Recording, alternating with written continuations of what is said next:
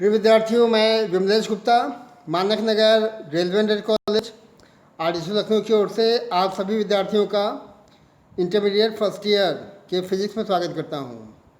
आज के इस वीडियो के माध्यम से आप सभी विद्यार्थी सरल रेखा में गति भाग 2 के महत्वपूर्ण तथ्यों पर गौर करेंगे और मुख्य रूप से जो ग्राफिकल पोर्शन है इसका काइनेमेटिक्स का वो आप आज देख पाएंगे। तो विद्यार्थी स्टार्ट करते हैं भाग 2, मोशन इन स्ट्रेट लाइन।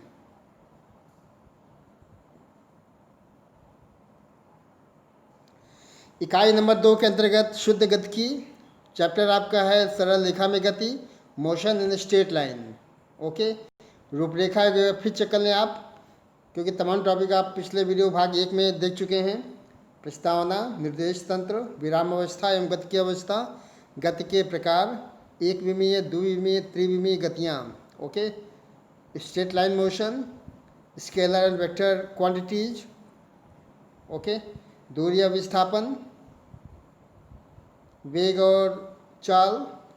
ठीक है, इतना चीज़ हम लोग पढ़ चुके हैं पिछले वीडियो में। और आज हम लोग का जो कॉन्सेप्ट होगा वो स्थिति और समय के ग्राफ, स्थिति समय ग्राफ के द्वारा गति का विश्लेषण करना होगा। त्वरण, वेग समय ग्राफ। ओके, और वेग समय ग्राफ के द्वारा गति का विश्लेषण। ठीक है, तो इतना चीज़ आज हम लोग देखने वाले हैं। तो विद्यार्थी शुरुआत करते हैं पहले स्थिति समय ग्राफ से। Going to check the position time graph. Okay, स्थिति समय ग्राफ। तो एक चीज़ आपको ये ध्यान रखना है कि जब कभी भी आपको पोजीशन टाइम ग्राफ शो करने को आएगा या फिर आप ग्राफ को देख करके आपको पहचानना हो कि हाँ ये जो ग्राफ है वो पोजीशन टाइम ग्राफ है। ठीक है ना, तो इसके लिए आवश्यक है कि जो आपका एक्सिस होना चाहिए वो आपको क्लियर होना चाहिए। एक्चुअली ये आपका जो एक्स एक्सिस होता है, यहाँ पे हम लोग टाइम दिखाते हैं और वाई अक्ष में विस्थापन या स्थिति एक्स दिखाएंगे। ओके, तो यहाँ पे हम लोग समय टी को दिखाना होगा और जो आपको वाई एक्सिस है वहाँ पे हम लोग जो है इसका जो स्थिति है पोजीशन वो शो करेंगे। ओके, तो ऐसा ग्राफ जो बनेगा वो कहलाएगा एक्स डैश टी ग्राफ, मतलब this is the position time graph. तो किसी भी वस्तु की गति को उसकी स्थिति समय ग्राफ के द्वारा व्यक्त किया जा सकता है और इसके लिए समय टी को एक्स अक्ष पर यहाँ पर और इसकी पोजीशन या उसकी स्थिति को जो है वाई एक्सिस पर हमें शो करना होगा। Okay, and this is the position time graph. एक समान गति के लिए स्थिति समय ग्राफ चेक कर लेते हैं। ओके, अगर यूनिफॉर्म मोशन है तो पोजीशन टाइम ग्राफ के लिए क्या कंडीशन होगा हमें वो चेक कर लेना होगा। ठीक है, तो एक समान गति या एक समान वेग से गतिमान पिंड के लिए, वस्तु के लिए स्थिति समय ग्राफ समय अक्ष के साथ एक निश्चित कोण पर झुकाव के लिए स्ट्रेट लाइन से प्राप्त होता है। ओके, तो ये आपका एक समान गति के लिए स्थिति समय ग्राफ के लिए एक डायरेक्शन हो जाएगा। अब ग्राफ के द्वारा इसको आप चेक भी कर लें कि स्थिति समय ग्राफ से वेग का जो निर्धारण है हमें कैसे करना होगा। Okay, how we can determine the velocity from the position time graph. Okay, मतलब एक्स टी ग्राफ अगर बना हुआ है तो यहाँ से आप जो है किसी बॉडी के वेलोसिटी को कैसे डिटरमाइन कर सकते हैं वो हमें यहाँ सीखना है। ओके, तो विद्यार्थी क्लियर हो रहा है आपको? ठीक है, आपने क्या सीखा कि जो आपका एक्स एक्सिस होगा उसमें आपको समय को दिखाना होगा, जो आपको वाई एक्सिस होगा उसमें आपको विस्थापन या स्थिति को दिखाना होगा। ठीक है, और ये जो ग्राफ कहलाएगा वो एक्स डैश टी या स्थिति समय ग्राफ के नाम से जाना जाएगा। और इस ग्राफ से यदि आपको निकालने को आता है वेग, चेक करेंगे। ओके, आपको इस ग्राफ की मदद से क्या निकालने को आएगा, वेलोसिटी अगर निकालने को आता है देन उसका तरीका क्या है, उसका तरीका होगी जो भी इसकी प्रवणता होगी। ओके, जहाँ अगर एक समान गति की बात करेगा, एक समान गति का मतलब है कि graph between x and T will be straight line. Okay, एक समान गति के लिए जो ग्राफ बनता है वो लगभग एक सीधी रेखा में बनता है। आप यहाँ से गौर करें, जैसे देखिए ये जो ग्राफ बना हुआ है ये आपका एक्स टी ग्राफ शो किया गया है। ओके, और ये चूँकि एक समान गति के लिए बात करता है, एक समान गति के लिए जो ग्राफ बनेगा एक्स और टी के लिए, उसको आप चेक करें। ये आपका देखिए एक्स एक्सिस हो गया है जो कि पोजीशन को दर्शाए, समय को दर्शाएगा। यह आपका वाई एक्सिस हो जाएगा जो कि स्थिति या पोजीशन एक्स को दर्शाएगा। समय को आपको यहाँ दिखाना है, ओके, और स्थिति को आपको यहाँ दिखाना है। और एक समान गति का सीधा मतलब है कि जो ग्राफ बनेगा वो एक स्ट्रेट लाइन, जैसे आप देख सकते हैं यहाँ पे ये एक सीधी रेखा बननी है, स्ट्रेट लाइन। ओके, अब यहाँ से अगर आपको वेग निकालना है तो इसका तरीका मैं आपको बताने वाला हूँ। ओके, देखिए विद्यार्थी, दो चीज़ें हैं। एक तो आप ये समझ लें कि जब भी एक्स और टी ग्राफ की बात करेगा, समय विस्थापन या समय स्थिति ग्राफ की बात करेगा, और ग्राफ अगर बिल्कुल सीधा लाइन आएगा इस प्रकार से, तो सीधा लाइन आने का सीधा मतलब है कि जो ग्राफ के द्वारा जो प्रेजेंटेशन है, निरूपण है, वो एक समान गति के लिए है, यूनिफॉर्म मोशन, एक समान गति। ओके, तो यदि यहाँ से हम इसकी प्रवणता निकाल लें, क्या निकाल लें, प्रवणता, तो वो जो है हमें वस्तु के वेग को दर्शाएगा। अब मैं आपको इसको बहुत डिटेल में देखिए बताने वाला हूँ। ग्राफ को और थोड़ा बड़ा कर लूँ। अब आप इसको ध्यान से देखें। एक्चुअली क्या होता है कि ये आपका देखिए एक्स एक्स हो गया है, X axis, and this is the Y axis. Okay, ये आपका मूल बिंदु है जहाँ से गति शुरुआत की जाएगी, और ये जो ग्राफ बना है ये स्ट्रेट लाइन बना है, बिल्कुल सीधा। ठीक, अब आप दो समय देखिए दिखाए गए हैं। एक समय T1 शो किया गया है, एक समय हमें T2 शो किया गया है। यदि हमें T1 T2 के बीच का जो है विस्थापन या स्थिति चेक करते हुए इसका वेग निकालना है, मतलब इस दरमियान उसका वेग कितना होगा। ठीक है, तो इसके लिए क्या करना है, तो इसका तरीका चेक कर लें। T1 के लिए देखिए, T1 आपका एक्स एक्सिस पे है, वाई पे देखेंगे इसका विस्थापन देखिए यहाँ बन जाएगा। विस्थापन हमने यहाँ मान लिया पहले कितना, x1। ओके, और T2 पे जब आएंगे तो यहाँ पे ये विस्थापन हो जाएगा बिंदु B के लिए, कितना हो जाएगा ये, x2। ओके, तो ये कितना हो जाएगा, x1। अगर A की बात करेगा तो ये हो जाएगा x1, ये दूरी हमने x1 मान ली है। ओके, और यहाँ से लेके यहाँ तक की दूरी हमने x2 मान ली है। ओके, अब देखिए विद्यार्थी, आपको ये चेक करना है कि आपको जो है वेग निकालना है। तो वेग निकालने का मतलब है कि जब कभी आपको एक्स और टी के बीच में ग्राफ बनाया शो किया जाएगा, और उस ग्राफ से अगर आपको वेग निकालने को पूछा जाएगा, वेलोसिटी, ओके, तो आप कहीं भी दो समय को लेके चल सकते हैं। एक्चुअली ग्राफ अभी आपको देखिए ये सांकेतिक है, T1 T2 के फॉर्म में ऐसे दिखाया हुआ है। T1 ये दिखाया, T2 ये दिखाया गया है। क्वेश्चन में यहाँ T1 का जो मान देगा 2 सेकेंड, 4 सेकेंड, यहाँ पे 6 सेकेंड, 8 सेकेंड, कुछ भी दे सकता है। ठीक है, तो अगर ऐसा ग्राफ शो किया गया तो वहाँ से आप जो है निश्चित रूप से वेग निकाल सकते हैं। कैसे, एक बार फिर चेक करिए, एक बार हम लोग पुनः चेक करते हैं विद्यार्थियों। ओके, देखिए ये मूल बिंदु हो गया है, ये आपका एक्स एक्सिस हो गया है, ये आपका वाई एक्सिस हो गया है। एक्स अक्ष पे क्या दिखाया गया है, समय, ध्यान देंगे। वाई अक्ष पे क्या दिखाया गया है, पोजीशन या स्थिति, एक्स। ओके, चूँकि एक समान गति के लिए बिल्कुल सीधा लाइन जाएगा, स्ट्रेट लाइन मोशन। एक समान गति अगर है तो ये ग्राफ बनेगा वो एक स्ट्रेट लाइन होना चाहिए। T1 समय पे देखिए विस्थापन क्या बिंदु A दिखाया गया है, T2 समय पे जो पिंड की स्थिति है बिंदु B से दिखाई गई है। ठीक है, और ये बिंदु A की जो है इस यहाँ से ये दूरी नापी गई है, x1 है, और ये दूरी कितनी है, x2। ओके, और ये समय हो जाएगा, समय अंतराल। ठीक, अब देखिए यहाँ पे वेग चेक कर लें। वेग हमें अगर निकालना है तो क्या तरीका होगा, वेग होता है दूरी बड़े समय। तो आपको बिंदु ए पे चेक करना है कितना है विस्थापन या स्थिति कितनी है, बिंदु बी पे चेक करना है कितना स्थिति है।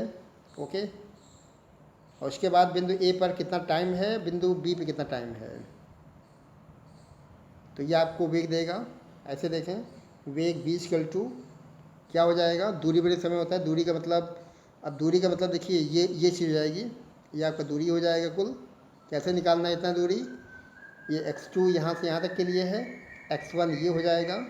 ओके, तो ये आपको दिखाना है ये दूरी कितनी हो जाएगी, ये हो जाएगी x2 माइनस x1 अपॉन, समय चेक कर लें, बिंदु ए पे समय दिखाया गया t1 और बिंदु सी पे समय दिखाया गया है t2, तो यहाँ लिखेंगे t2 माइनस t1, बड़े में छोटा घटाना है। तो यहाँ से आप निकाल सकते हैं वेग। Okay, you can find out the velocity from this equation. यही जो लिखा गया यही प्रवणता है, ढाल, स्लोप। जो मैथ्स के विद्यार्थी हैं वो कुछ समझ रहे होंगे कि आपने हाई स्कूल में पढ़ा था sine cos tan, trigonometric ratio आपने पढ़े हुए हैं। और स्लोप का मतलब होता है, या ढाल या प्रवणता का मतलब होता है टेन। ओके, तो टेन थीटा, देखिए थीटा बना हुआ है इस ट्रेंगल के लिए, ये थीटा बना हुआ है। और टेन थीटा क्या होता है, लंब बटे आधार, लंब का मतलब BC और आधार का मतलब AC। चेक करें इसको, मैं फिर से लिखता हूँ, टेन थीटा देखिए शो किया गया है, थीटा से ये एक ट्रेंगल बन गया इस प्रकार से। स्लोप निकालना है, ढाल निकालना है आपको, AB की अगर स्लोप निकालनी है तो इसका मतलब है कि टेन थीटा निकालना है, लंब बटे आधार, लंब हो जाएगा आपका BC अब आधार हो जाएगा AC। तो यहाँ से जो टेन थीटा बनता है वो हो जाता है x2 माइनस x1 ऊपर, और नीचे हो जाता है t2 माइनस t1। तो ये जो पूरा दिखाया गया यही स्लोप है, यही ढाल है। और यदि आप ढाल निकाल लेते हैं तो निश्चित रूप से आप जो है एक समान गति के लिए पिंड का वेग निकाल सकते हैं। एक्चुअली ये वेग ही निकालेगा, this is determine velocity of any uniform motion. तो मेरे ख्याल से स्पष्ट हो गया है। ये एक बार फिर आप चेक कर लें, ये एक समान गति के लिए है। एक समान गति के लिए अगर आप बात करते हैं वेलोसिटी की, तो इसका सीधा मतलब है कि उस जो कर्व है उसका स्लोप। ओके, ये इसका देखिए लाइन दिखाया गया, इसका स्लोप आपको निकालना है, ढाल निकालना है, तो टेन थीटा का इस्तेमाल कर सकते हैं, लंब बटे आधार। ओके, वो भी तरीका है। बाकी आप A और B पे ध्यान लगाएं। एक्चुअली हमें A और B के बीच में जो है टास्क मिला हुआ है, ठीक है। तो बिंदु A पर और B पर ध्यान लगाना है। बिंदु A पे समय कितना है t1, बिंदु समय कितना है t2, बिंदु A पे कितना है विस्थापन x1। ग्राफ आपने देख लिया है, और स्थिति समय ग्राफ से निश्चित रूप से वेग निकालना तमाम कंडीशन में पूछा जाता है, तो इसका आपको जानकारी प्रॉपर तरीके से होना चाहिए, ठीक है। लेकिन इसमें लिखा भी गया है जो मैंने आपको बताया कि A और B बिंदुओं के लिए समय अंतराल देखिए t2 माइनस t1 शो किया गया है, कुल विस्थापन x2 माइनस x1 शो कर लिया है। और इस समय अंतराल में बस इसका वेग निकालना है, तो B बराबर कुल विस्थापन बटे समय अंतराल। तो विस्थापन ये हो जाएगा, ओके, और समय अंतराल ये हो जाएगा, ये ऊपर और ये नीचे। चेक कर लें आप, ये देखिए शो किया गया है, ये V निकाल दिया गया है, x2 minus x1 upon t2 minus t1। और यही जो actually BC upon AC show किया गया है, इसको हम लोग कहते हैं वक्र की प्रवणता, वक्र की ढाल, ये आपका स्लोप है। ओके, और स्लोप निकालने का सीधा मतलब है टेन थीटा। क्या निकालना है, टेन थीटा। तो इतना आपने देख लिया है, ये एक समान गति के लिए है। एक समान गति अगर कोई बॉडी परफॉर्म करता है तो वहाँ से वेग निकालना आसान है। ओके, अगर बॉडी एक समान वेग से गतिमान है तो वहाँ से वेग को निकालना आसान है।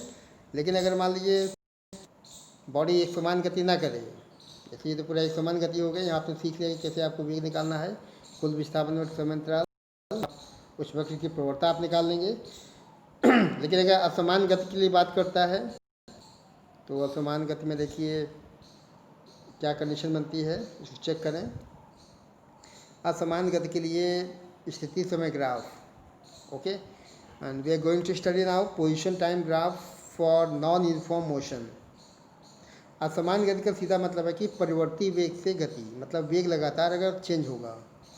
इसके ऊपर वाले केस में देखा आपने कि जो है वेग में कोई बदलाव नहीं था, एक समान गति थी, एक समान वेग से पिंड गतिमान था। लेकिन अगर असमान गति है, मतलब परिवर्ती वेग से अगर गतिमान है, तो वहाँ पर स्ट्रेट लाइन नहीं बनता है, वहाँ क्या बनता है, वहाँ बनता है कर्व लाइन, वक्र रेखा। ओके, और अगर यहाँ से आपको अगर औसत वेग निकालना है असमान वेग के लिए, असमान गति के लिए, तो इसके लिए आप चेक करें उसका तरीका क्या होगा। देखिए यहाँ पे देखिए स्ट्रेट लाइन नहीं दिखाया गया है, ठीक है। तो आपके लिए प्राप्त स्थिति समय ग्राफ के किन्हीं बिंदुओं को मिलाने वाली रेखा की प्रवणता उस समय अंतराल के लिए औसत वेग को दर्शाएगा। लेकिन सीधा मतलब कि असल उसका वेग लगातार चेंज होगा। एक पर्टिकुलर टाइम पे उसका वेलोसिटी कुछ और है, अगले पर्टिकुलर टाइम पे उसका वेलोसिटी कुछ और है। अगर वेलोसिटी लगातार चेंज हो रही है इसका मतलब असमान गति है या परिवर्ती वेग से गतिमान है। ओके, तो यहाँ भी हालांकि बहुत ज़्यादा तरीका नहीं बदलने वाला है। ओके, अब देखिए जैसे मान लीजिए एक वक्र पोर्शन दिखाया गया है ओ ए बी के फॉर्म में। डायग्राम्स को चेक कर लें। ये जो ग्राफ बना हुआ है ये असमान गति का ग्राफ बना हुआ है, लेकिन इसमें कोई बदलाव ऐसा नहीं करना है क्योंकि ये एक्स अक्ष में आपको क्या दिखाना है, समय, और वाई अक्ष पे क्या दिखाना है, स्थिति या पोजीशन। ओके, ये आपको वाई एक्सिस हो जाएगा। और इसी यहाँ मूल बिंदु से जब स्टार्ट होता है गति, तो ये जो ग्राफ बनता है कुछ इस प्रकार से, यह आपका असमान गति है, ठीक है। तो यदि हमें फिर से ए और बी के बीच का, ए और बी की गति के बीच का हमें औसत वेग निकालना है, ओके, तो फिर वही तरीका चलेगा। हम लोग ए और बी को मिला लेंगे और एक ट्रायंगल बना लेंगे। बिंदु बी के लिए सी बन जाएगा, ए के लिए सी बन जाएगा। एक ट्रायंगल देखिए आपका ए बी सी फॉर्म का बन गया, ठीक है। और इस त्रिभुज ए बी सी में आपको फिर से निकालना पड़ेगा ढाल या प्रवणता, स्लोप। और यदि आप स्लोप निकाल लेते हैं तो आपका जो है औसत वेग इस असमान गति के लिए प्राप्त हो जाता है। ओके, तो चेक करें यहाँ पे। तो असमान गति के लिए भी प्राप्त स्थिति समय ग्राफ के किन्हीं दो बिंदुओं को मिलाने वाली रेखा की प्रवणता, ओके, उस समय अंतराल के लिए औसत वेग को दर्शाता है। कोई दिक्कत नहीं है, ठीक है। और देखिए फिर से T1 के लिए विस्थापन या स्थिति x1 दिखाया गया है, T2 पे जो विस्थापन स्थिति x2 दिखाया गया है। चूँकि असमान गति है तो ग्राफ कैसा बनना है, ये कर्व्ड लाइन बनेगा, वक्रीय रेखा के फॉर्म में प्राप्त होता है, OAB के फॉर्म में। ओके, और समय अंतराल इस के लिए वस्तु की स्थिति में कितना चेंज हुआ है आप देख सकते हैं। कुल विस्थापन निकाल सकते हैं x2 माइनस x1 के फॉर्म में, ये कुल विस्थापन हो जाएगा। इस समय अंतराल के लिए विस्थापन इतना बन जाएगा। ग्राफ चेक करें, ग्राफ में देखिए कोई विशेष चेंज नहीं किया गया है। मैं आपको फिर बता दूं कि ये आपका एक्स एक्सिस जो कि समय को दर्शाता है, वाई एक्सिस जो है ये पोजीशन को दर्शाएगा। ओके, ये आपका मूल बिंदु हो जाता है। और ये कुछ ग्राफ ऐसे बना हुआ है, ठीक है। ओ ए बी जो है, ओ ए बी ये एक वक्रीय रेखा है, एक कर्व्ड लाइन है, और इसी के लिए हमें एक्चुअली निकालना औसत वेग। तो बिंदु ए और बिंदु बी पे टारगेट किया गया है। बिंदु ए और बी को आपस में मिलाते हैं जो कि एक स्ट्रेट लाइन बनाएगा, सीधी रेखा बनाएगा। ओके, और इस प्रकार से त्रिभुज बन जाता है ABC। तो T1 T2 समय अंतरालों पर जो विस्थापन या स्थिति दिखाई गई है वो x1 x2 दिखाया गया है, T2 पर x2 दिखाया गया है और T1 पर x1 दिखाया गया है। तो विस्थापन कुल हो जाएगा x2 माइनस x1। ओके, तो एवरेज वेलोसिटी निकालनी है तो कुल विस्थापन आप दिखा देंगे, कुल समय अंतराल आपको दिखा देना। इस समय अंतराल के लिए देखिए कुल औसत वेग निकाला गया है v एवरेज, तो कुल विस्थापन ऊपर हो जाएगा, कुल समय अंतराल नीचे हो जाएगा। वही तरीका जो आपने पीछे देखा। ढाल यहाँ भी निकालना पड़ेगा, यहाँ भी आपको स्लोप निकालना पड़ेगा। स्लोप के माध्यम से ही वस्तु का या पिंड का औसत वेग आप निकाल सकते हैं। ओके, तो देखिए BC अपॉन AC को फिर से जो है A और B को मिलाने वाली रेखा की प्रवणता के रूप में दर्शाया गया है, जो कि tan थीटा है। ओके, tan थीटा का मतलब लंब बटे आधार। तो ये BC लंब के फॉर्म में है और AC जो है वो आधार के फॉर्म में शो किया गया है। तो ये है, अब आप इसको समझ लें कि किसी निश्चित समांतराल में वस्तु का औसत वेग अगर निकालना है तो उसी समांतराल के संगत वस्तु की स्थितियों को मिलाने वाली रेखा की प्रवणता या स्लोप या ढाल अगर आपको प्राप्त हो जाता है तो आप औसत वेग की गणना कर सकते हैं।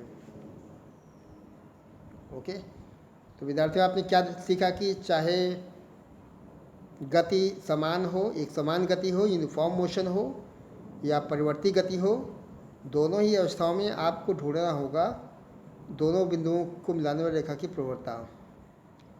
अगर आप स्लोप निकाल लेते हैं, प्रवणता या ढाल निकाल लेते हैं, तो निश्चित रूप से आप जो है एक्स टी स्थिति समय वक्र से उस स्थिति में उसका वेग ज्ञात कर सकते हैं।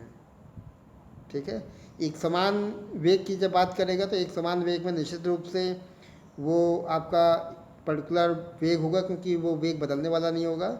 लेकिन अगर असमान वेग की बात करेगा तो असमान वेग में आपको पर्टिकुलर टाइम के करस्पॉन्डेंस आपको स्थिति देखनी पड़ेगी, उसके पश्चात आप जो है उसकी प्रवणता निकालेंगे और वो प्रवणता उस पर्टिकुलर टाइम के लिए उसका औसत वेग हो जाएगा।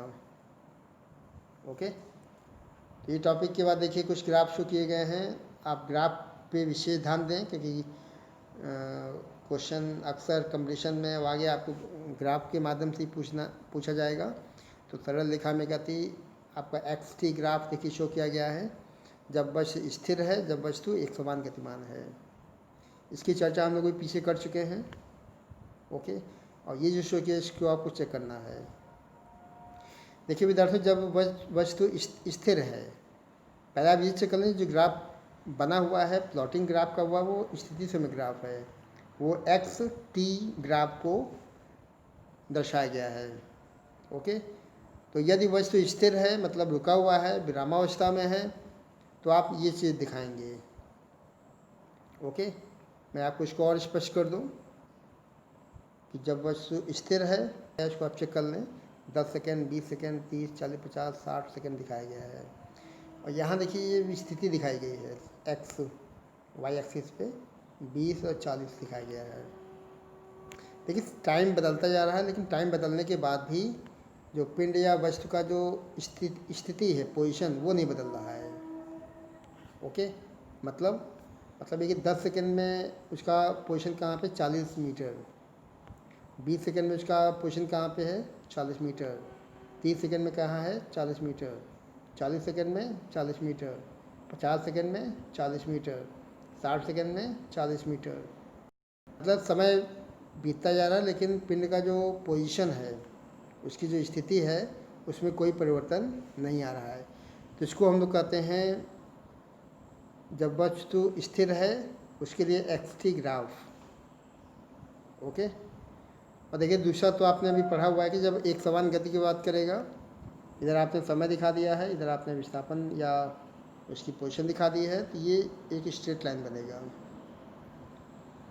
ठीक है, तो इसको हम लोग एक समान गति या यूनिफॉर्म मोशन कह सकते हैं। तो स्ट्रेट लाइन मोशन में दो प्रकार के जो विशेष ग्राफ आपने सीख लिए हैं। जब वस्तु स्थिर है तो आपको ये पोजीशन बन जाएगा, जब वस्तु एक समान रूप से गतिमान है तो ये बन जाएगा। ओके, और सरल रेखा में गति देखिए निश्चित रूप से सरल रेखा के अनुदिश एक कार की गति दिखाई गई है, तो बिल्कुल सीधा चलता है, उसमें कोई दिक्कत नहीं है, चाहे बिंदु ओ हो या बी, ए हो या बी हो या सी हो, प्रत्येक बिंदु पर को फॉलो कर रहा है। मतलब ये जो दिखाया गया ये क्या है, ये स्ट्रेट लाइन है, और ये पॉइंट दिखाए गए हैं स्ट्रेट लाइन के पॉइंट्स दिखाए गए हैं।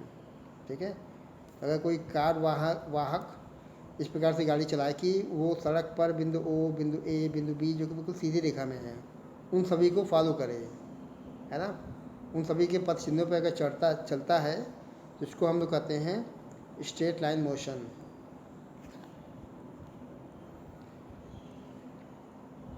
धनात्मक और ऋणात्मक पथ की लंबाई आपको देख लेना है।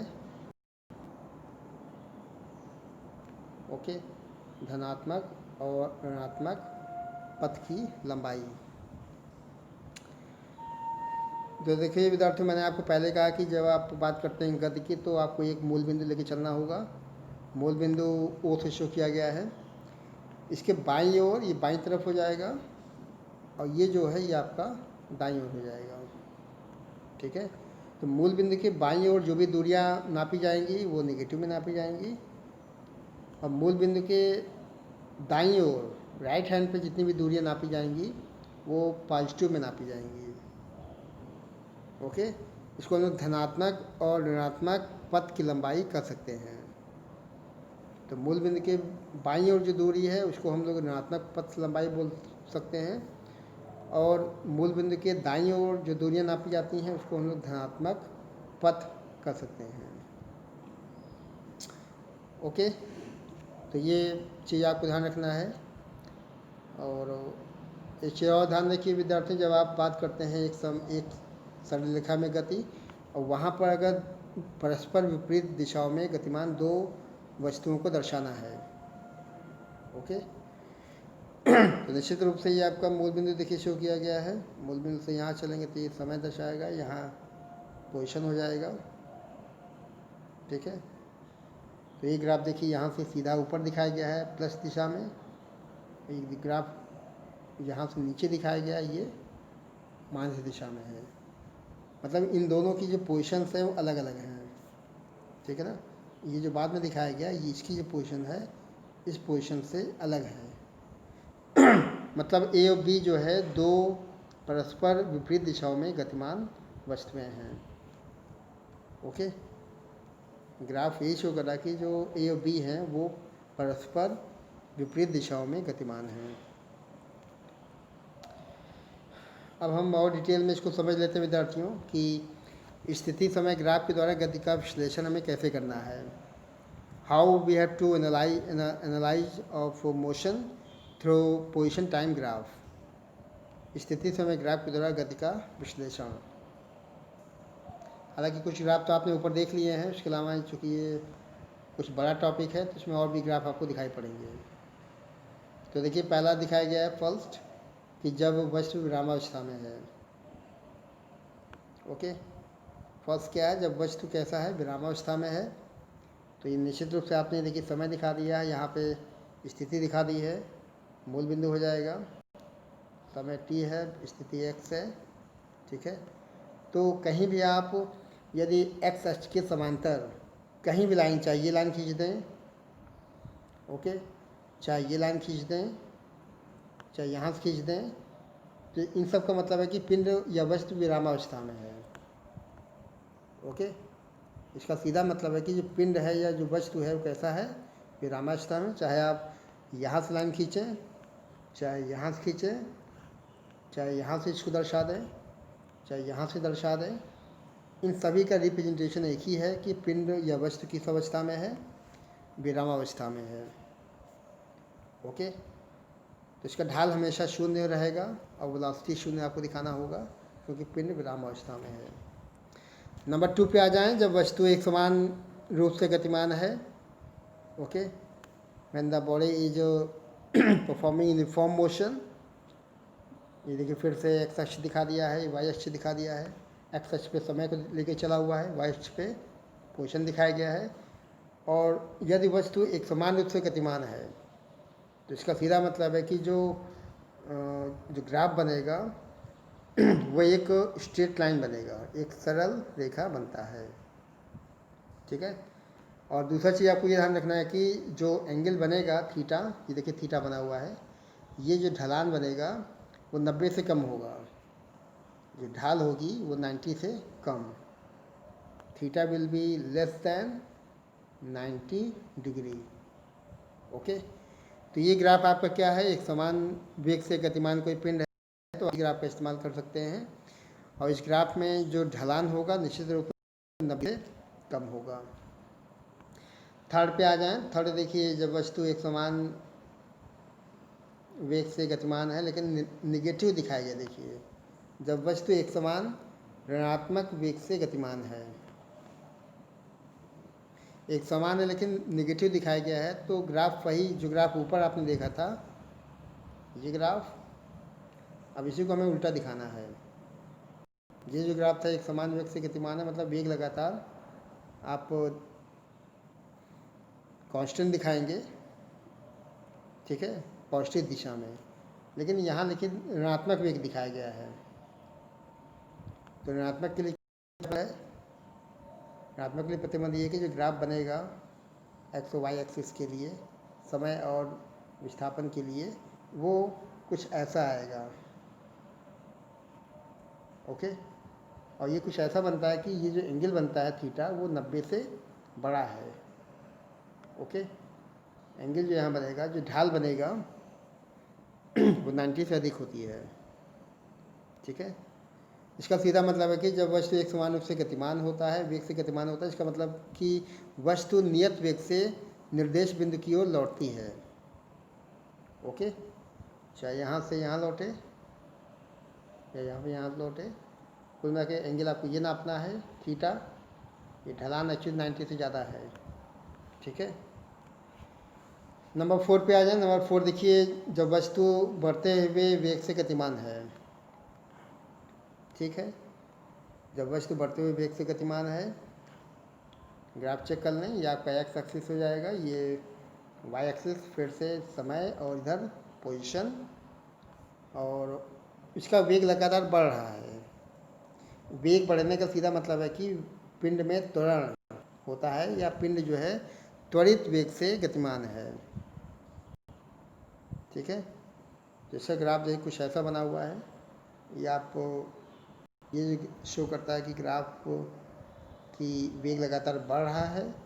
और यहाँ पे देखिए जो ढाल होता है वो ढाल भी चेंज होता रहता है। पहले देखिए ढलान कितना है, θ1, ओके, बाद में कितना है, θ2, और निश्चित रूप से जो ढलान बाद का होगा वो पहले के ढलान से ज़्यादा होना चाहिए, θ2 ग्रेटर दैन θ1।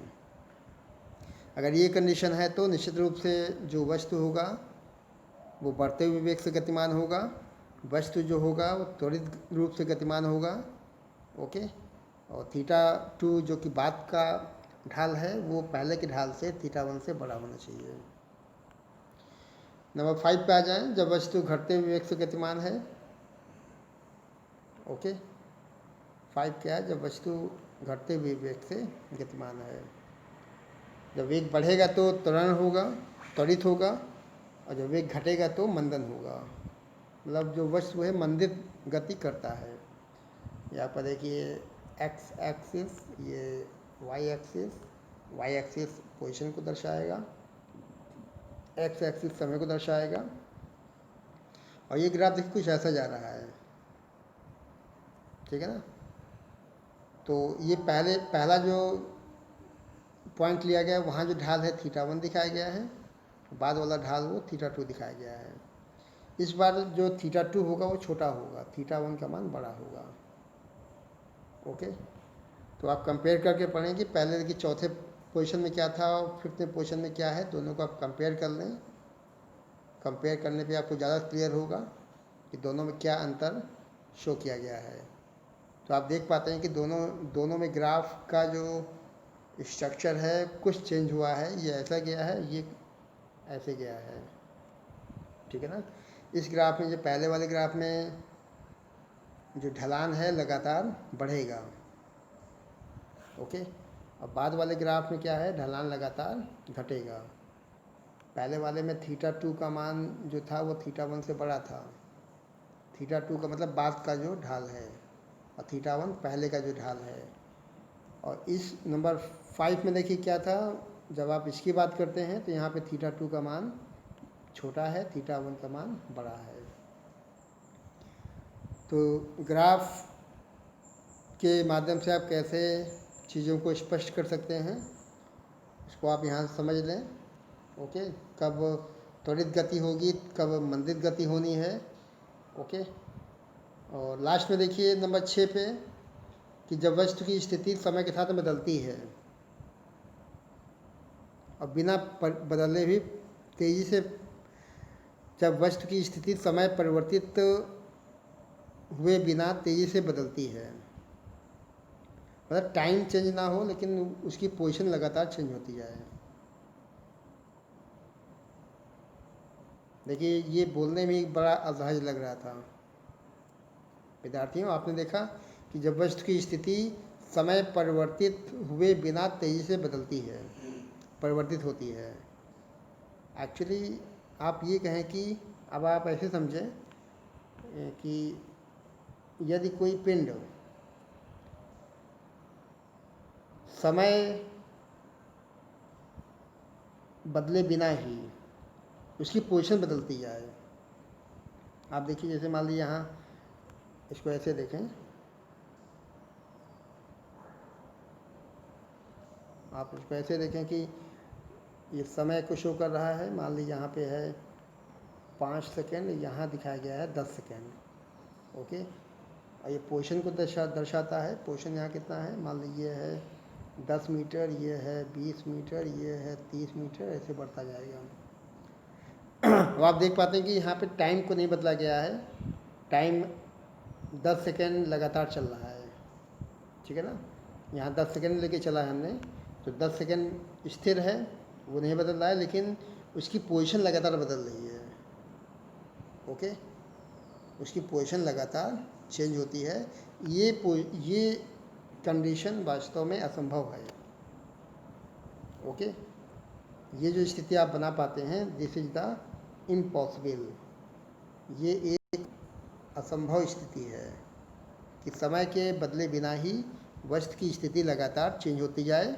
ये एक असंभव वाली स्थिति है जो कि कभी भी संभव नहीं हो सकती है।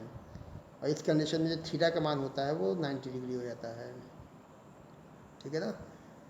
देखिए, इसमें लिखा भी गया, इसको आप समझ लें कि जब वस्तु की जो पोजीशन है समय परिवर्तित हुए बिना तेज़ी से अगर बदलती है, तो ये जो ग्राफ होता है वो HI के फॉर्म में, एक स्ट्रेट लाइन के फॉर्म में प्राप्त होती है, जो कि व्यवहारिक रूप से इम्पॉसिबल है, असंभव है,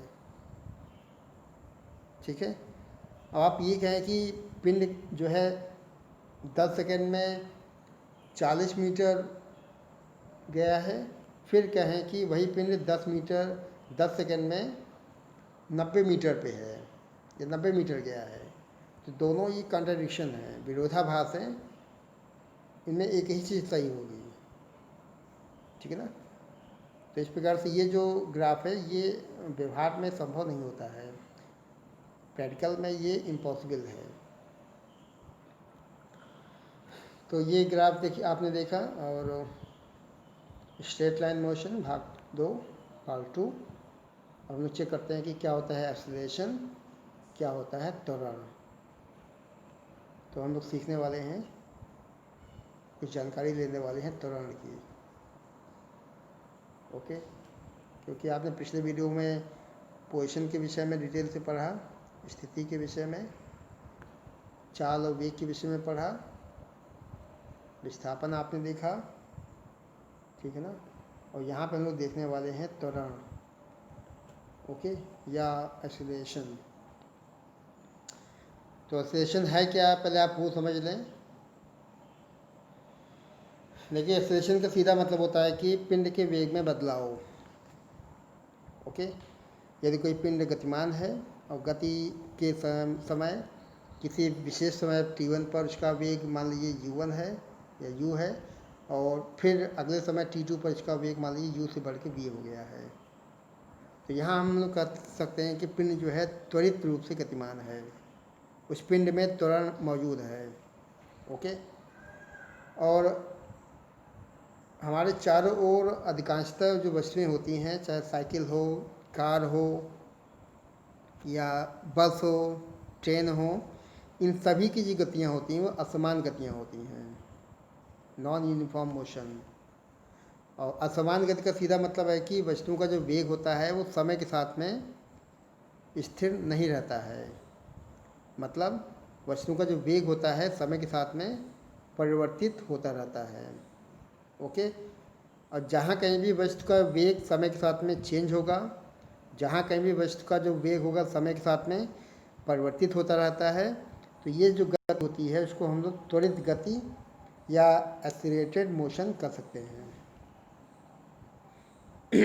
ठीक है, तो ये आपको समझ लेना है। और वस्तु के वेग में ये जो परिवर्तन है, वेग के परिमाण, मतलब चाल की बात करें उसकी दिशा में या फिर उसके दोनों में परिवर्तन के कारण हो सकता है, ठीक है ना। और इन सभी का परिणाम होता है त्वरण, एक्सीलरेशन। अब आपको सिंपल परिभाषा एक देनी है कि त्वरण एक्चुअली कैसे आप लिखने वाले हैं। तो आप समझें इस प्रकार से कि समय के साथ में वेग परिवर्तन की दर चेक करें। समय के साथ में वेग परिवर्तन की दर को का त्वरण कहते हैं।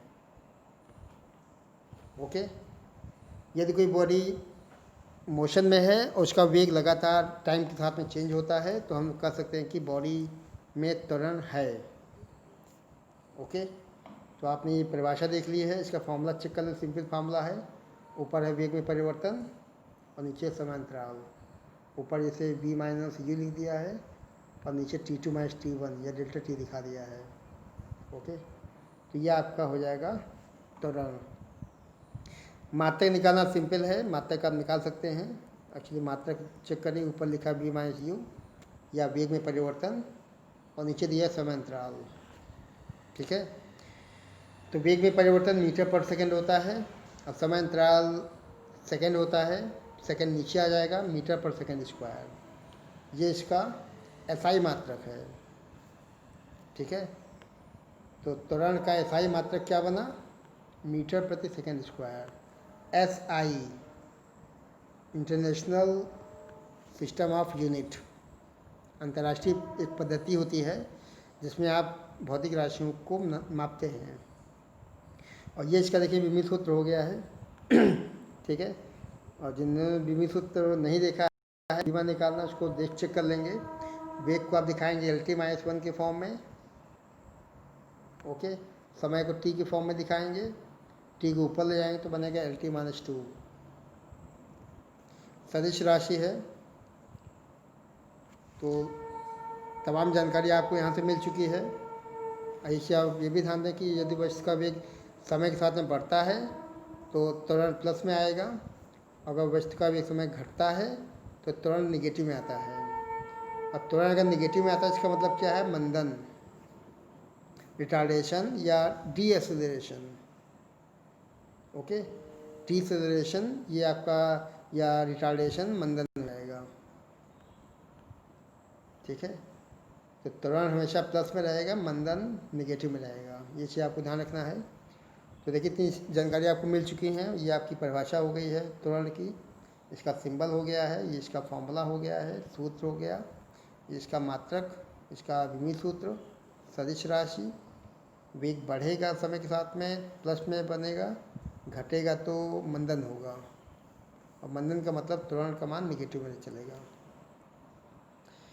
तो आपने पढ़ा भी एक्सेलरेशन, सीधा मतलब है कि चेंज इन वेलोसिटी। और चेंज इन वेलोसिटी के कई फैक्टर्स हो सकते हैं, change in speed, change in direction, change in both.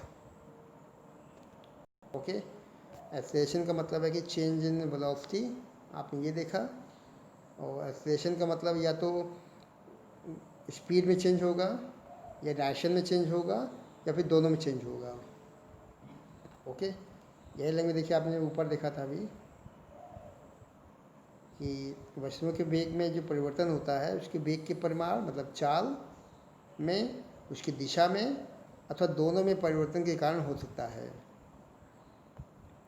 Okay,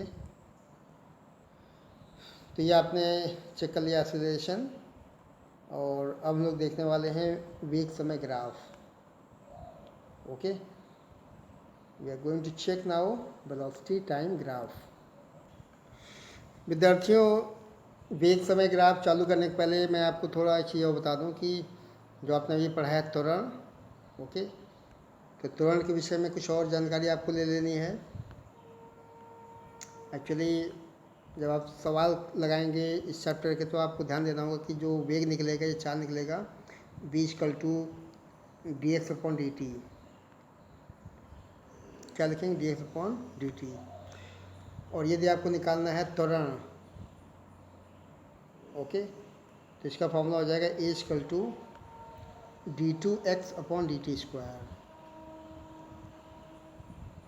तो ये दो फॉर्मूले हैं। ये जो पहला फॉर्मूला ये चाल या वेग का फॉर्मूला हो जाएगा, इसका मतलब है कि जो समय t के साथ में यदि आप x का अवकलन करते हैं, प्रथम अवकलन, तो ये आपको वेग देगा।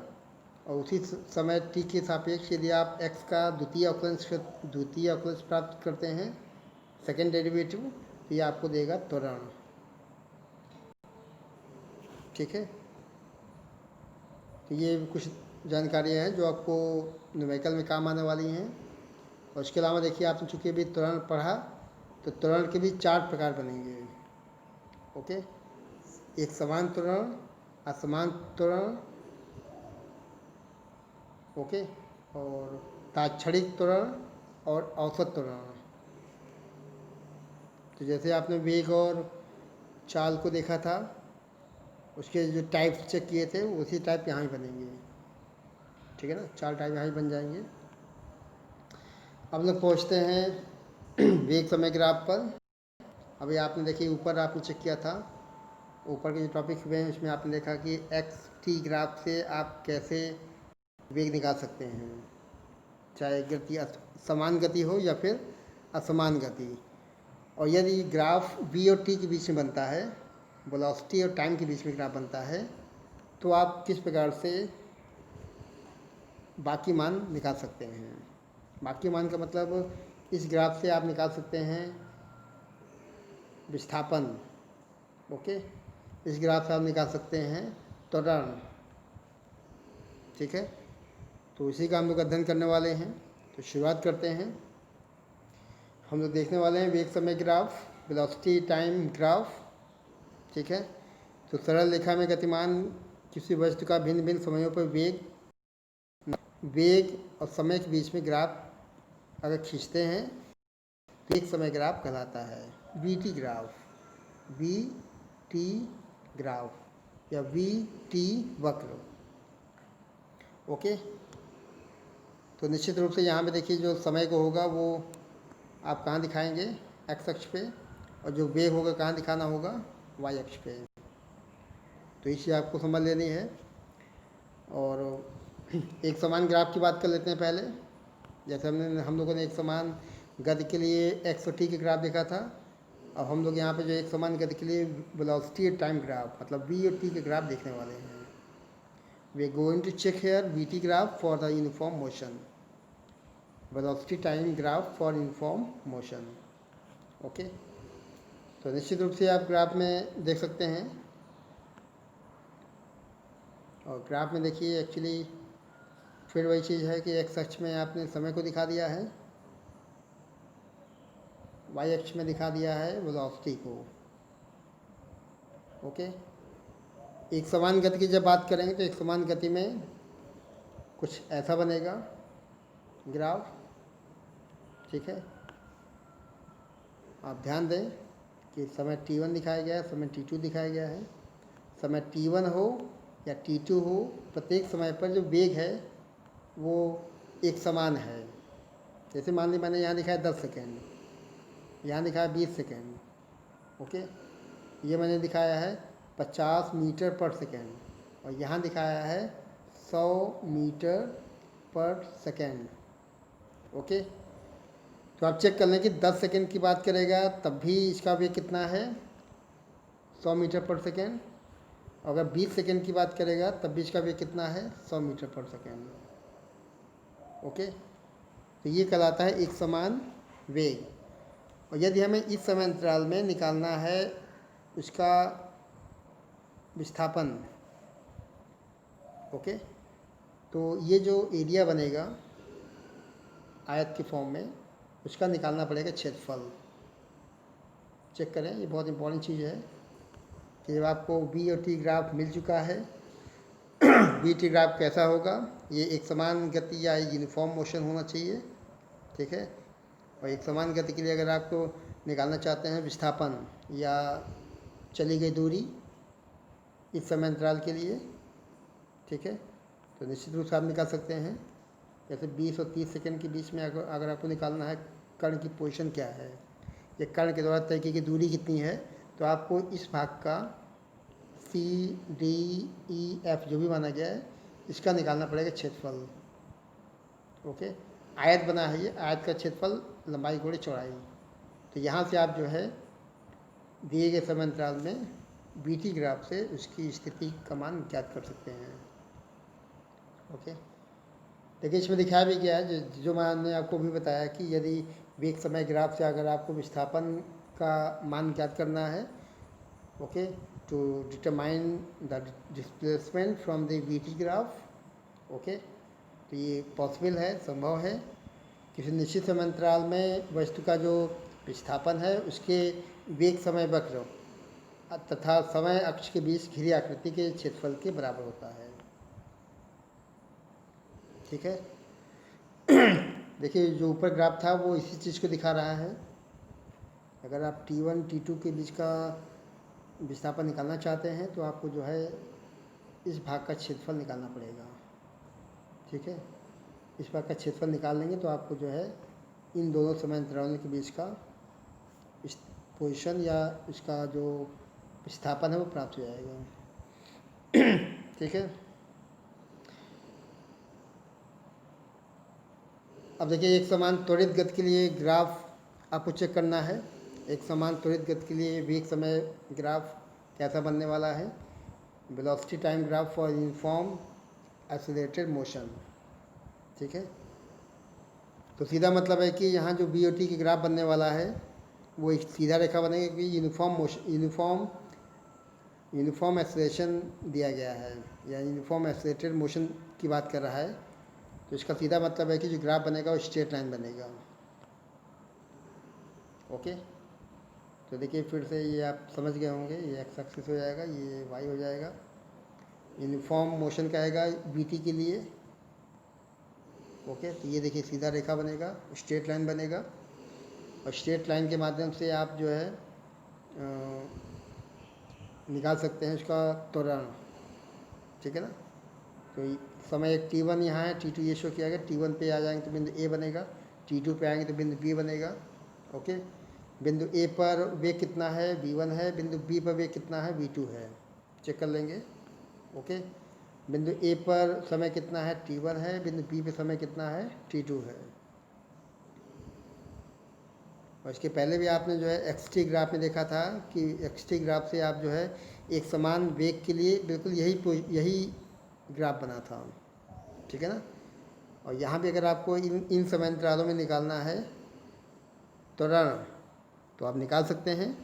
ठीक है ना, क्योंकि इतना पोर्शन देखिए शो किया गया है, तो इतने पोर्शन में अगर आपको निकालना है त्वरण तो निश्चित रूप से क्या तरीका होगा, इसकी ढाल निकाल लेंगे, प्रवणता निकाल लेंगे। थीटा आपको दिखाई पड़ गया होगा, टैन थीटा लगा देना है। और टैन थीटा क्या होता है? लंब बटे आधार। लंब कितना है? BC, और आधार कितना है? AC। अब BC का सीधा मतलब है कि वेलोसिटी में डिफरेंस V2 माइनस V1, और AC का सीधा मतलब है टाइम में डिफरेंस, टाइम इंटरवल में डिफरेंस T2 माइनस T1। तो ये जो फॉर्मूला बन गया है ये एक्चुअली त्वरण का है। ठीक है विद्यार्थी, मैंने देखिए आपको पहले ही कहा था कि ग्राफ की मदद से आप जो चीज़ें नहीं पता है, जैसे कि आपने जब एक्स टी का ग्राफ देखा था तो वहाँ से आपने क्या निकाल लिया था? वहाँ से आपने वेलोसिटी निकाल लिया था। ठीक है ना, और उससे भी ज़्यादा खूबी वाला ग्राफ बी और टी का होता है, क्योंकि बी टी ग्राफ से आप दो चीज़ें निकाल सकते हैं। बी टी ग्राफ से आप जो है कण की स्थिति और साथ में उसका त्वरण दोनों की गणना कर सकते हैं। ओके, मैंने आपको भी ऊपर दिखाया कि बीटी में अगर आपको निकालना विस्थापन तो छायांकित भाग बनेगा, क्षेत्रफल उसका निकाल लेंगे तो आपका विस्थापन प्राप्त हो जाएगा। और यदि एक समान गति के लिए अगर आपको निकालना है त्वरण, जैसे कि यहाँ दिखाया गया है, एक बार फिर चेक कर लें। मैं आपको ये बता दूं कि T1 समय ये है, T2 समय ये, T1 पे बिंदु A देखिए, ये स्ट्रेट लाइन का मतलब है कि एक समान गति। ओके, तो T1 पे देखिए आपका बिंदु A बन गया, T2 पे बिंदु B बन गया, बिंदु एक सामने देखिए वेग V1 आ गया है, इसके सामने वेग V2 आ गया है। ओके, और थीटा आपको दिख गया है, ये आपका ट्रायंगल बन जाएगा। और ट्रायंगल में आपको निकालना है tan थीटा, क्योंकि m बराबर होता है प्रवणता, स्लोप, ढाल, tan थीटा निकालना होगा। और tan का सीधा मतलब है लंब बटे आधार, लंब है BC और आधार का मतलब है AC। ओके, तो आपने क्या निकाल लिया था, आपने निकाला था A = B2 - B1 ऊपर और T2 - T1 नीचे। तो ये फॉर्मूला त्वरण का हो जाएगा। तो मेरे ख्याल से क्लियर है। जब भी बात करेगा स्ट्रेट लाइन मोशन की या एक समान रूप से त्वरित गति के लिए VT ग्राफ के माध्यम से अगर आपको त्वरण निकालना है तो ये ढाल आप शो करते हैं, ढाल की प्रवणता आपको निकाल लेनी होगी। ओके, उसका अगर आप स्लोप निकाल लेते हैं, थीटा निकाल लेते हैं ये चीज़, तो वहाँ से आप जो है उस त्वरण का मान बता सकते हैं। ओके, देखिए वही चीज़ शो किया गया जो मैंने आपको बताया है। वेग समय ग्राफ से त्वरण को ज्ञात करना है, determination of acceleration from velocity time graph. और ढाल निश्चित रूप से 90 से कम होगा, जिसे आपको ध्यान करनी पड़ेगी। T1 पे वेग V1 है, T2 पे वेग V2 है, समय अंतराल इतना है, वेग परिवर्तन इतना है। ठीक है ना, इन दोनों का अनुपात आपको निकाल लेना है, वेग परिवर्तन ऊपर, समय अंतराल नीचे। ओके, तो ये आपका हो जाएगा त्वरण। ये फॉर्मूला देखिए बन गया है। निश्चित रूप से जो प्रवणता होगी, जो ढाल होगी, स्लोप होगी, वही वस्तु का त्वरण हो जाएगा। लेकिन लिखा भी गया है कि वस्तु का जो त्वरण है वो वेग समय वक्र की प्रवणता है, वेग समय वक्र का ढाल है। विशेष के रूप में देखिए, ये मैंने आपको ऊपर ही बता दिया था कि समय अंतराल T2 - T1 में वस्तु का विस्थापन निकालना है, तो उसका जो है जो बंद आकृति होगी, घिरी आकृति, उसका क्षेत्रफल निकाल लेना होगा। तो वो क्षेत्रफल आपको जो है विस्थापन दे देगा उस समय अंतराल के लिए। ठीक है, अब हम लोग बात करते हैं असमान त्वरित गति के लिए वेग समय वक्र। तो यहाँ भी कुछ नया काम नहीं होना है। असमान त्वरित गति के लिए वेग समय ग्राफ आप चेक कर सकते हैं। ओके, यू कैन सी है असमान, देखिए ग्राफ है ये आपका समय आपको ने दिखा दिया है, इधर आपने वेग दिखा दिया है।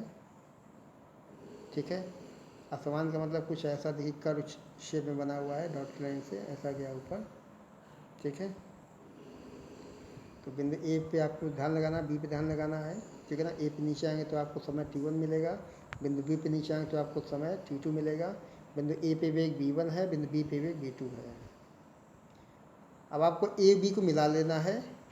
ठीक है ना, और ए बी मिलाने के पश्चात एक ट्रायंगल ABC के फॉर्म में देखिए बन गया है। ठीक है, और यहाँ पे ये एंगल थीटा है। कितना एंगल है? थीटा। तो आप समझ गए हो कि अगर यहाँ से आपको त्वरण निकालना है तो फिर से m लगा देंगे, तो m बराबर हो जाएगा tan थीटा, मतलब ढाल आपको यहाँ से मिल जाएगी, प्रवणता मिल जाएगी, और यही प्रवणता जो है आपको त्वरण प्रदान करेगा। ओके, तो जो केस जैसा आपने पीछे देखा था वही चीज़ यहाँ भी प्राप्त हो जाती है, कोई विशेष बड़ा काम नहीं हुआ है। और फिर देखिए वेल्सर लैंग्वेज है, औसत त्वरण आपको निकाल लेना है, क्योंकि जो गति है वो असमान गति है। T1 पे देखिए वेग V1 दिखाया गया, T2 पे वेग V2 दिखाया गया है। इस समय अंतराल में इतना वेग में परिवर्तन है। ओके, तो इस समय अंतराल के लिए वस्तु का औसत त्वरण V2 - V1 ऊपर, T2 - T1 नीचे। ओके, और यही BC/AC एक्चुअली ए और बी को मिलाने वाली रेखा की प्रवणता हो जाती है। इसको हम लोग tan थीटा दर्शाते हैं। ओके, तो निष्कर्ष निकलता है कि किसी निश्चित समय अंतराल में वस्तु का औसत त्वरण उस निश्चित समय अंतराल के औसत वेग समय वक्र पर स्थित बिंदुओं को मिलाने वाली रेखा की प्रवणता के बराबर होता है। तो आपने देख लिया कि जो ढाल होगा, जो प्रवणता होगी, वही उस दिए गए समय अंतराल के लिए औसत त्वरण प्रदान करेगा। आगे चलते हैं, फिर कुछ ग्राफ चेक कर लेते हैं। ओके, वेग समय स्ट्रेट लाइन मोशन वेग समय ग्राफ देखिए दिखाया गया है। इसको आप समझ लें। और आप देख सकते हैं कि यहाँ पे जो ग्राफ दिखाया गया है, दो तरह ग्राफ बनाए गए हैं। पहला देखिए ऋणात्मक दिशा में गति और त्वरण शो किया गया है। ओके, तो ये देखिए ये आपका एक्सिस शो किया गया है। ये मूल बिंदु के सापेक्ष ये एक्स एक्सिस समय को दर्शाएगा। ग्राफ अगर नीचे दिखाते हैं इस प्रकार से तो ये निगेटिव डायरेक्शन में गति दिखाता है। ओके, और इसको भी देखें, दोनों में अंतर समझ लें कि ऋणात्मक त्वरण के साथ गति। तो इसके लिए आपको मूल बिंदु के ऊपर देखिए इस प्रकार से दिखाया गया है। यहाँ से अगर आप नीचे आते हैं क्योंकि वेग लगातार कम होता जाएगा, और कम होने के पश्चात ये नीचे आएगा निगेटिव डायरेक्शन में, क्योंकि T1 जैसे पहुँचता है उसकी दिशा बदल गई है। ओके, तो इन दोनों बिंदुओं से आप कंफ्यूज न करें, बल्कि दोनों पॉइंट जो नीचे शो किए गए हैं इसका मतलब कि डायरेक्शन चेंज हो गई है। डायरेक्शन चेंज होने का मतलब है कि अगर पहले ए से बी गतिमान था तो अब जो है वो बी से ए की ओर गतिमान हो जाएगा। ओके, तो ये ग्राफ का विशेष अध्ययन आप कर लेंगे। और इसका सीधा मतलब कि T1 के पश्चात जो जो त्वरण होगी, गति होगी, वो उल्टी दिशा में होगी, दिशा वहाँ बदल रही है। ओके, और दूसरा देखिए ये पॉजिटिव के लिए दिखाया गया है।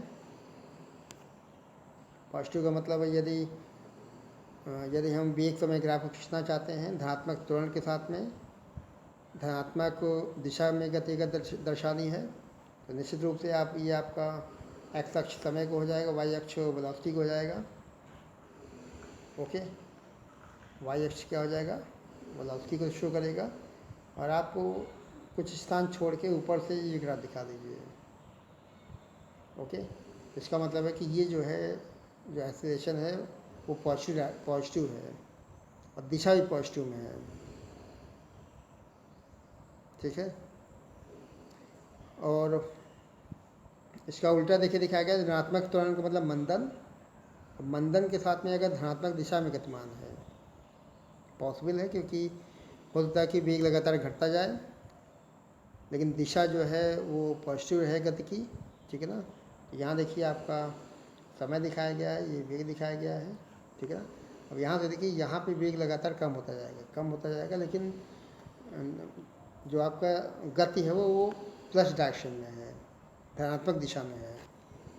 ठीक है, तो ये इस चीज़ को दर्शाएगा। तो दोनों ग्राफ एक्चुअली वेग और समय के ग्राफ दिखाए गए हैं, दोनों में क्या डिफरेंस है आप इसको देख लें। ठीक है, अब देखिए हम लोग कुछ वेग समय ग्राफ के द्वारा गति का विश्लेषण करने वाले हैं। We are going to analyse of motion through velocity time graph. Okay, B और टी के ग्राफ अगर शो किया गया है तो वहाँ से क्या क्या एनालिसिस हो सकते हैं वो चीज़ हम लोग देखने वाले हैं। ओके, तो विद्यार्थियों वेग समय ग्राफ के द्वारा गति का विश्लेषण हमें सीखना है।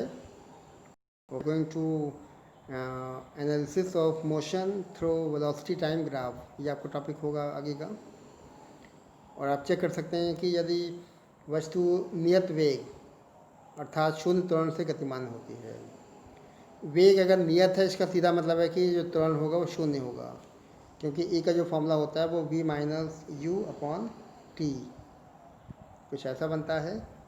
ठीक है, तो इसका सीधा मतलब कि यदि वे वस्तु नियत वेग से या शून्य त्वरण से गतिमान है तो उसका ग्राफ जो है एक समांतर लाइन बनता है समय के साथ में। जैसे आप देख सकते हैं कि ये एक्स हो गया, ये वाई अक्ष हो गया, ये आपका समय हो गया इधर के लिए, इधर हो गया वेग। और यदि वस्तु नियत वेग से गतिमान है, शून्य त्वरण से गतिमान है, तो आपको ये ग्राफ ऐसा बनाना पड़ेगा। ठीक है, मतलब यहाँ पे ढाल होगा, जो स्लोप होगा वो शून्य होगा। ओके, तो ये पहला केस हो गया नंबर 1। नंबर 2 पे आ जाएं। नंबर 2 में देखें 2 में कहता है कि जब वस्तु विरामावस्था से गतिमान प्रारंभ करके नियत धनात्मक त्वरण से गति करता है। ओके, नंबर 2 पे आ जाते हैं। जब वस्तु अवस्था से गति शुरू करता है और नियत पॉजिटिव कांस्टेंट पॉजिटिव त्वरण से गतिमान होता है, तो निश्चित रूप से यहाँ से मोशन चालू होना है मूल बिंदु से, क्योंकि लिखा हुआ साफ साफ। और धनात्मक त्वरण का मतलब, नियत का मतलब एक समान त्वरण कहेंगे, तो ये देखिए सीधे रेखा बन गया है। ओके, स्ट्रेट लाइन प्राप्त हो गया। इसका मतलब है कि जो ये मोशन है वो धनात्मक त्वरण से है, ठीक है ना, और चूंकि विरामावस्था से गतिमान है, तो यहाँ देखिए थीटा का मान 90 से कम होना चाहिए, ये चीज़ आपको समझ लेना है। वेग समय ग्राफ मूल बिंदु से प्रारंभ होने वाली सरल रेखा OA के रूप में प्राप्त होता है, जिसका समय अक्ष से झुकाव कोण अर्थात वक्र का ढलान कोण 90 से कम होता है। ओके, नंबर 3 पे आ जाए। नंबर 3 देखिए, कहता है कि जब वस्तु किसी प्रारंभिक वेग से गतिमान होता है और नियत धनात्मक त्वरण से गति करता है। देखिए इसके पहले क्या था, इसके पहले मूल बिंदु यहाँ दिखाया गया था। ओके, और यहाँ पे वेग इसने दे दिया है, तो इसका सीधा मतलब है कि आपको वेग कुछ बढ़ा के दिखाना पड़ेगा, जैसा कि यहाँ शो किया गया है। यहाँ से गति प्रारंभ करेगा और चूँकि धनात्मक त्वरण लिख रहा है, इसका मतलब है कि कुछ ऐसा ग्राफ बनेगा, ठीक। और ये जो एंगल बनेगा थीटा मतलब स्लोप, जो आपको यहाँ स्लोप बनेगा वो थीटा होगा 90 से कम होगा, लेस देन 90 डिग्री। ओके, तो ये आपका नंबर 3 हो जाएगा। नंबर 4 पे आ जाए। नंबर 4 देखिए, जब वस्तु निश्चित प्रारंभिक वेग से गति प्रारंभ करके नियत ऋणात्मक त्वरण से गति करता है। ओके, लेकिन नेगेटिव का सीधा मतलब है कि अब ग्राफ आप ऊपर से नीचे दिखाएंगे, तो ये यहाँ पे देखिए, ये आपका समय हो गया, ये आपका वेलोसिटी हो गया, और यहाँ जो ग्राफ बनेगा कुछ ऐसा बनेगा, ऊपर से नीचे आएगा। ओके, और ये जो एंगल बनेगा वो थीटा हो जाएगा, थीटा 90 से बड़ा है। तो आप समझ लें, ग्राफ का इंटरप्रिटेशन आप करते जाएं। ये आपका नंबर 4 ग्राफ हो गया। 5 पे आ जाएं। 5 में देखिए, जब वस्तु किसी निश्चित ऋणात्मक वेग से गति प्रारंभ करता है और नियत ऋणात्मक त्वरण से गति करती है, ठीक है। तो नेगेटिव बात करेगा तो ये आपका देखिए एक्सिस हो गया है, इधर आपने समय दिखा दिया है, यहाँ पे आपने वेग दिखाया गया है, यहाँ पे वेग प्लस का वेग ऊपर दिखाया गया है और माइनस का वेग नीचे दिखाया गया है, ठीक है। और इसके पश्चात जो ग्राफ बनेगा, चूँकि नेगेटिव एक्सेलरेशन दिखाया गया, मंदन दिखाया गया, तो यहाँ से आप नीचे दिखा देंगे ये, ठीक है ना। और यहाँ जो स्लोप बन रहा है वो यहाँ से नापेंगे, थीटा का मान 90 से बड़ा है। ओके, स्ट्रेट लाइन बनेगा निश्चित रूप से, और झुकाव कोण जो होगा या वक्र का जो ढलान होगा वो 90 से बड़ा होगा। नंबर 6 पे आ जाएंगे। नंबर 6 में देखिए, जब वस्तु किसी निश्चित धनात्मक वेग से गति प्रारंभ करके नियत ऋणात्मक त्वरण से गति करते हुए निगेटिव वेग प्राप्त करता है। कई केस देखिए बनाया गया, नंबर 6 केस ये बनाया गया है। फिर आपने देखिए समय दिखा दिया है, इधर आपने प्लस का वेलोसिटी, इधर निगेटिव का वेलोसिटी शो करना है। ओके, और नियत ऋणात्मक त्वरण मतलब यहाँ से पहले निगेटिव दिखाया गया है और फिर ऋणात्मक वेग प्राप्त कर लेता है, फिर यहाँ से देखिए और नीचे जाएगा नेगेटिव डायरेक्शन में। नेगेटिव डायरेक्शन में जाने का मतलब है कि उसका जो वेग है वो नेगेटिव में आ गया है, ऋणात्मक वेग उसने प्राप्त कर लिया है। नेगेटिव एक्सेलरेशन भी है, नेगेटिव आपका वेलोसिटी भी लास्ट में प्राप्त करें, तो आपका ऐसा ग्राफ बनेगा। And theta will be greater than 90 degree, क्योंकि थीटा यहाँ से नापा जाएगा, ये एंगल। ओके, और ये जो थीटा होगा वो 90 से बड़ा होगा। ओके, झुकाव देखिए 90 से अधिक दिखाया गया। नंबर 7 पे आ जाएं। नंबर 7 में देखिए क्या कहता है कि जब वस्तु विरामावस्था से गति प्रारंभ करता है और निरंतर बढ़ते हुए परिवर्तित त्वरण से गति करता है। और परिवर्तित त्वरण का मतलब है कि इसका जो वेग है लगातार चेंज करेगा। विरामावस्था को पहले आप दिखा दें, ये आपने दिखा दिया है समय को एक्स अक्ष में, वेग को दिखा दिया वाई अक्ष में। ओके, अब जो ग्राफ बनेगा कुछ क्योंकि लगातार उसका जो परिवर्तित त्वरण है वो बदल रहा है। देखिए ऐसे ग्राफ बन जाएगा, यहाँ स्लोप कुछ और होगा, यहाँ स्लोप कुछ और होगा, बाद का स्लोप ज़्यादा होगा। थीटा 2 ये बन गया, थीटा 1 ये बन गया है, थीटा 1 छोटा है और थीटा 2 बड़ा है।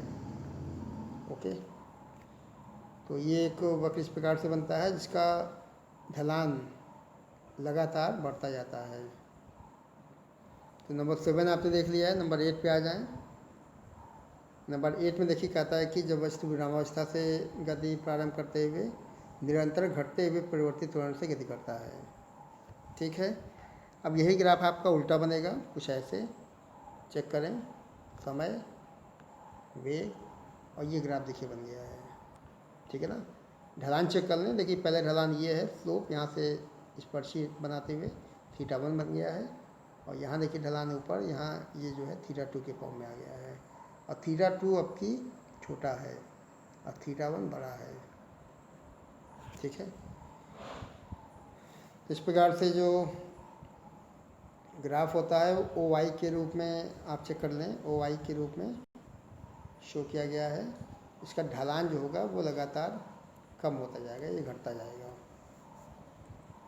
ठीक है, नंबर 9 पे आ जाए। नंबर 9, यदि वस्तु का वेग समय परिवर्तित हुए बिना तेजी से बदलता है, फिर भाई कुछ असहज स्थिति देखिए बन गई है। नंबर 9, वेग जो है समय के साथ में परिवर्तित हुए बिना ही तेजी से बढ़ता है। तो ये भी संभव स्थिति नहीं है, क्योंकि अगर आप बात करते हैं इस प्रकार से ग्राफ की, आप चेक करें कि ग्राफ कुछ ऐसा बने, समय ना बदले, समय ना बदले, बल्कि वेग लगातार बदलता जाए अपने आप बिना समय के बदले, कुछ ऐसा ग्राफ, जो कि असंभव है। जे के फॉर्म में जो ग्राफ बन रहा है, स्ट्रेट लाइन या सरल रेखा, ओके, वेग के समांतर देखिए बन रहा है ये लाइन, ये स्थिति असंभव है। व्यवहार में ये स्थिति प्राप्त कर पाना संभव नहीं है। तो ये ग्राफ आपने देखे, motion in straight line, velocity time graph, फिर एक बार चेक कर लें। ओके, और आप चेक कर सकते हैं कि यहाँ पे जो वेलोसिटी टाइम जो ग्राफ शो किया गया है उसमें पॉजिटिव मोशन देखिए दिखाया गया है। पॉजिटिव मोशन कहें या इसको एक्सेलरेशन कर सकते हैं, और निश्चित रूप से इसका वेग शुरू में शून्य नहीं होगा, बल्कि लगातार ही गतिमान होगा। तो ये दिखा सकते हैं, ये आपका पॉजिटिव मोशन हो जाएगा, इसको हम लोग त्वरण कहेंगे। Positive motion and negative acceleration मतलब रिटार्डेशन, ये मंदन है। ये जो ग्राफ शो किया गया ये किसके लिए है? ये मंदन है, क्योंकि यहाँ पे लगातार वेग जो है समय के बदलने के साथ में घट रहा है। ठीक है, तो ये मोशन तो पॉजिटिव डायरेक्शन में है, लेकिन जो एक्सेलरेशन है वो निगेटिव है, इसको हम लोग कहते हैं मंदन। मंदन का सूचक है, और ये त्वरण है। और त्वरण का सीधा मतलब है कि पॉजिटिव मोशन लगातार बढ़ना, और मंदन का मतलब है वेग लगातार घटना। ओके, तो विद्यार्थी इतना चीज़ें हो गया आपका, और फाइनली फिर मैं भाग 2 ख़त्म करता हूँ। और सभी विद्यार्थियों का बहुत बहुत शुक्रिया, बहुत बहुत धन्यवाद। Thanks for watching my video. Thanks to everybody and best of luck for your bright future.